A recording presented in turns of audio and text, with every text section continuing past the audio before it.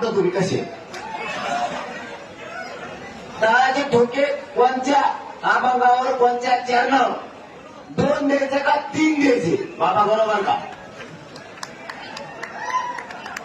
हे नाही वाटतो तुम्ही जे तगडा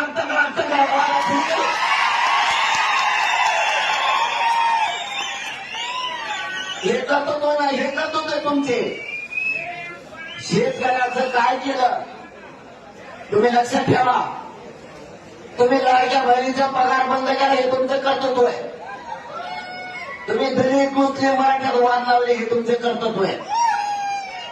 तुमचे कर्तृत्व सुटले सांगावं की मला राज्य येईल कारण मी तेवढा निभारे तुमच्या तोडीस तोड आणि शिव्यानं सांगतो तुम्हाला तुम्ही जर आमच्या आई बहिणीला हल्लं सुद्धा तुम्हाला बोलत तेवढी